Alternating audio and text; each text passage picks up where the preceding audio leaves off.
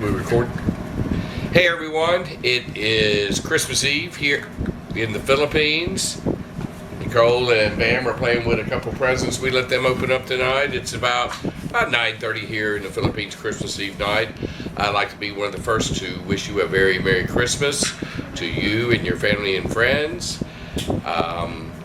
We wanted to give an update because, as everyone know, about a week ago yesterday, I know, it's my best friend. yeah, our lives were changed pretty drastically when we took a direct hit from Typhoon Odette.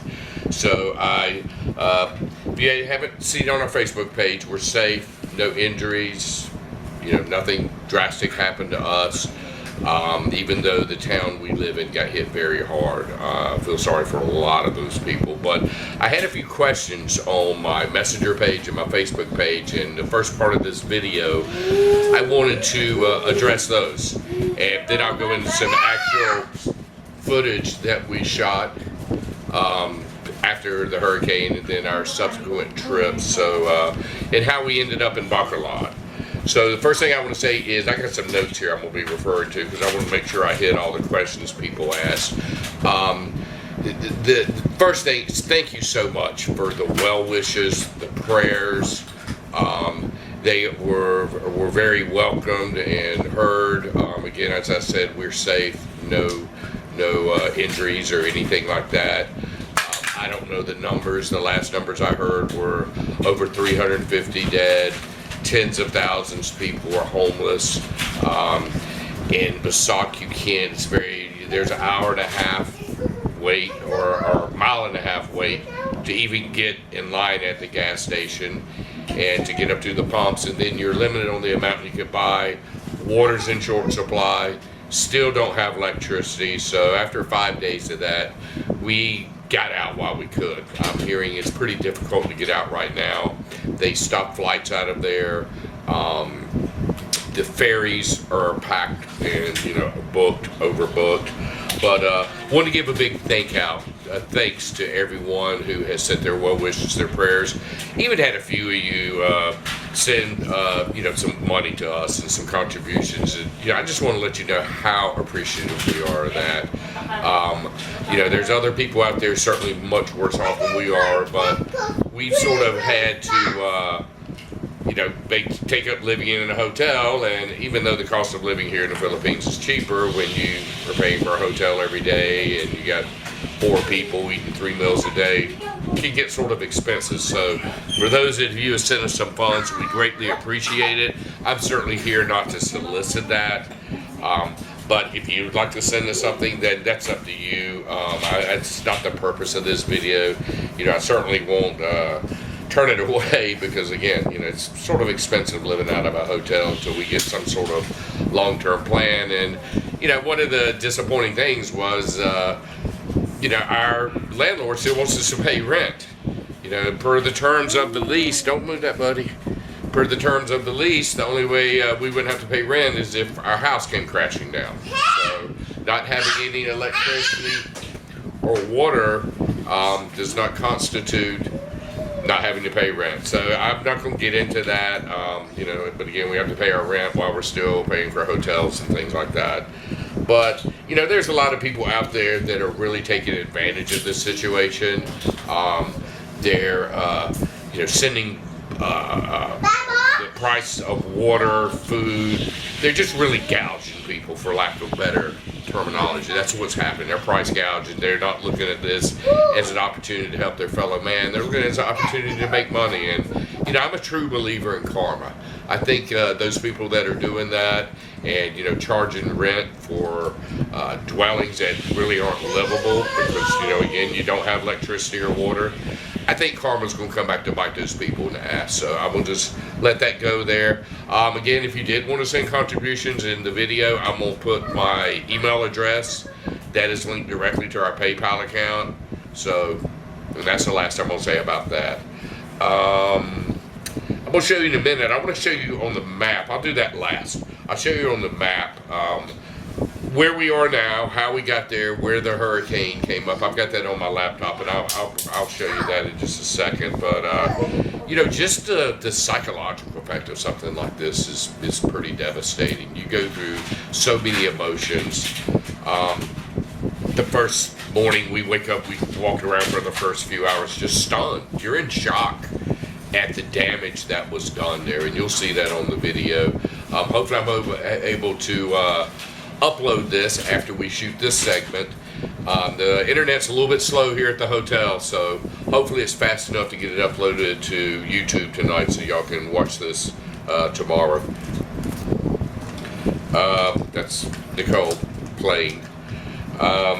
But yeah, you go through so many just emotions. You go from you're stunned, and then you thank God that nothing happened to your family or friends, and then you're sad, and then you get mad, and then anytime I get on my little pity party feeling sorry for myself, I just have to remind myself there's so many people out there that are much worse off than we are. It's tough to get money, even if you're financially well off. It's tough to get money out of an ATM because there's no power, there's no internet. So we were fortunate enough to be able to get a little bit of money together, scrape something together, and get out of town. There's other people that are literally living on the sidewalk because they have no place else to go. So those people I really feel for, and sending prayers our way to hopefully this will be resolved soon.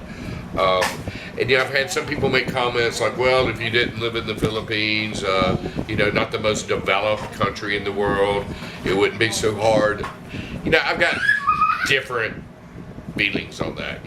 Ask the people of New Orleans, a few years ago when that hurricane hit, did they think they would be, hung out to dry, so to speak, or didn't receive help for such a long time? The weather doesn't care where you live or how rich you are. Kentucky just got devastated. There's tornadoes across the Midwest every year. A few years back in the wintertime of all times, a huge storm hit New Jersey and New York. And those people were really bad off as far as, not having someplace to go, someplace to stay, and things like that. So, the people that say, hey, we wouldn't be so hard on you, John, if you didn't live in the Philippines. I just don't agree with that. I think it can be tough in any situation. Big Island, Hawaii, a few years ago when the volcano erupted there, those people were left homeless and living in, built tent shelters and things like that. So I just don't agree with the fact that my location of where I'm at is a, direct result of my situation now. I think it can happen to anyone, anywhere, rich or poor, so it doesn't matter. If you've looked at some of my previous videos, a very good friend of ours, Lenny Davis, Leny, last name is Davies, Davies. Look her up on Facebook. Her and her husband worked so hard the last 2 or 3 years to build this resort called Little Rock Resort. It's a beautiful little resort it's not too far from our house, very close where we live. And unfortunately, she was just decimated. So go online, look up her page. She's put some pictures and video, and I know she's having a tough time coping with this right now. And Lenny, if you're watching this video, babe, we love you. We're so sorry this happened to you. I know you and your husband worked so hard to build this place, this resort, and hopefully you have the means, and people will help you build it back, because it's a beautiful little resort you built there. So we're thinking of you and we're praying of you. That's about all I've got. I'm only allowed 15-minute time capacity videos on YouTube. So I may have to break this one up in 2, maybe 3 videos. So I'll label them part 1, part 2, part 3, whatever, how many it takes. But we'll be doing that, working on that tonight as soon as I finish this up. Let me see if I can go to the map real quick. And I'd like to show you exactly where we live, where we're at now, and in videos to follow this, footage to follow this, you'll see our adventure of how we got where we're at now. But just want to give you an idea on a map. Let me pull this up real quick of where we're at. Give me 1 second. I gotta pause this and take it off the tripod. Well, maybe not. I can do it like this. It's not labeled. Okay, it's not labeled on this map, but got a time limit on my video. So then we took a ferry across here, and you can see it right there, San Carlos. Mama. San Carlos. And then we took, we stayed there the first night, Tuesday night, and then took a van over to Bacolod. And that's where we're at right now. They really didn't get hit that hard. Down through here, when it crossed land, it sort of took a path like this. Now, one thing that was really amazing, for lack of a better word, we just didn't get that much rainfall. I thought there would be a lot of flooding. But when that typhoon crossed land and got in open water right here, it picked up a lot of moisture. So this area right in here is not labeled, but it's called Himam Island, near another place called Cabancaland. This is the area Leone's family's from. So did you see this big river that runs through here?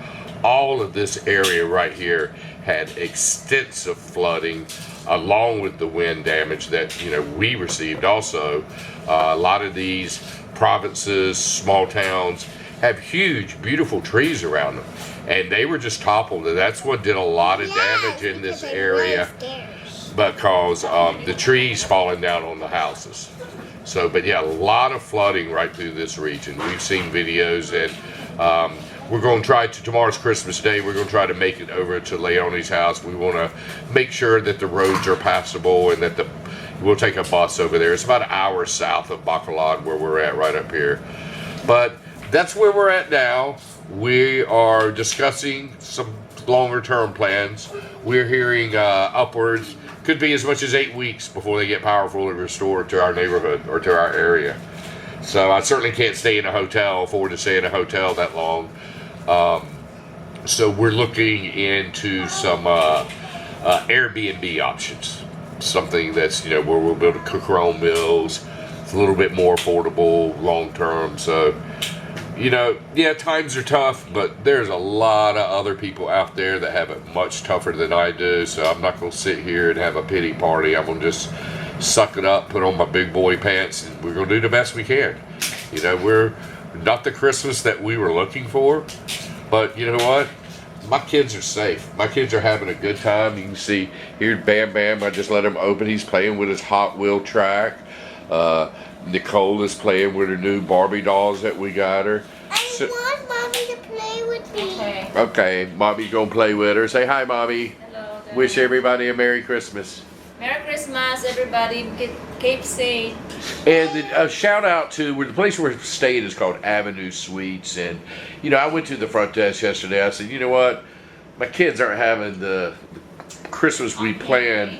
Could you help me make it a little bit more festival? So they were nice enough to let us borrow some of their decorations and, make our room look a little bit more homey. So, we're not letting this break our spirit of Christmas. We still think this is one of the greatest times of the year. And, we're going to just keep on keeping on.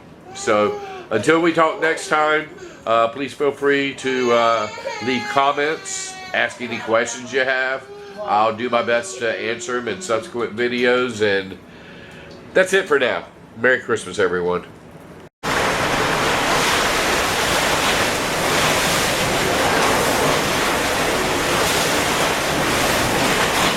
Get away!